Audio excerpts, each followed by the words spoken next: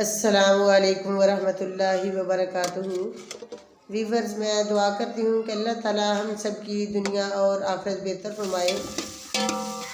तो माशाल्लाह आज हम आपके सामने जो नई रेसिपी बना कर लाए हैं वो है चिकन पुलाव।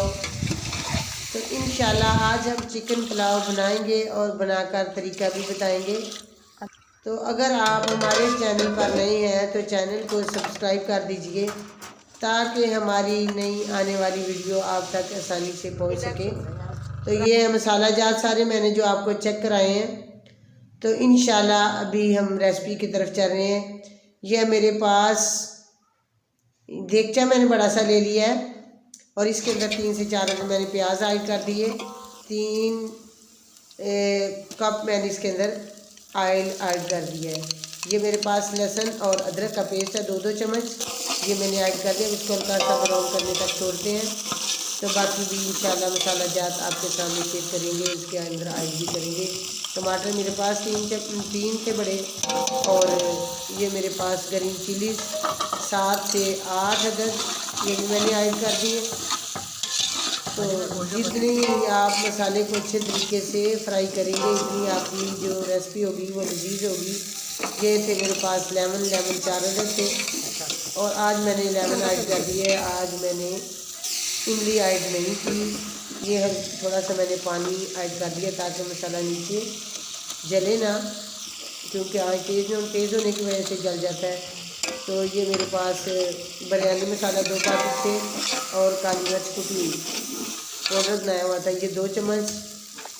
ये गरम मसाला 2 चम्मच मैंने साबुत नहीं ऐड किया, तो मैंने पिसा हुआ ये ऐड कर दिया है। ज़ीरा 1 चम्मच मैंने ऐड कर दिया, और 2-3 चम्मच नमक के ऐड कर दिए।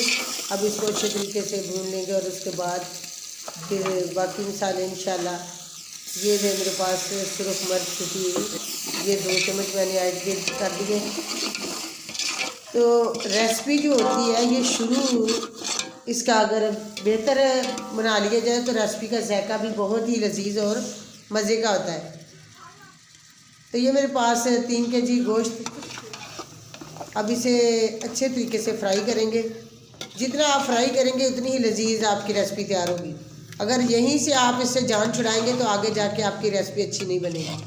खाने वाले भी आपको कोई दुआ नहीं देंगे। दवा उसमें ही होती है जिसमें जायका भी हो।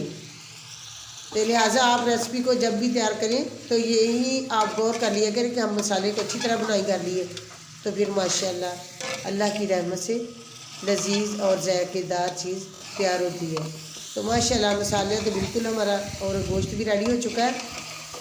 तो आप सच का फरमान है कि अगर आपके घर में जो खाना तैयार हो रहा है तो नेक लोग खाएँ तो इसमें अजर आखिरत के लिए बेहतर होगा और रिज़्क में बरकत होगी। तो ये खाना माशाल्लाह आज मैंने उन बच्चों के लिए तैयार करना है जो कि आज मदरसे से फ़ारिग होकर जाने वाले हैं।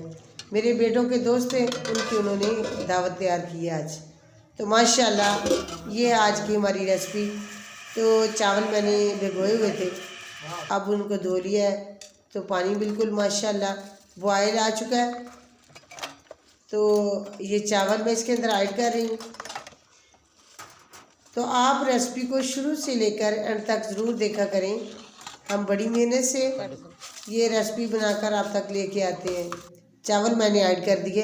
अब इसका जो पानी है वो खुश्क करने तक इंशाल्लाह इसका इंतज़ार करते हैं। तो पानी भी बिल्कुल माशाल्लाह खुश्क हो चुका है।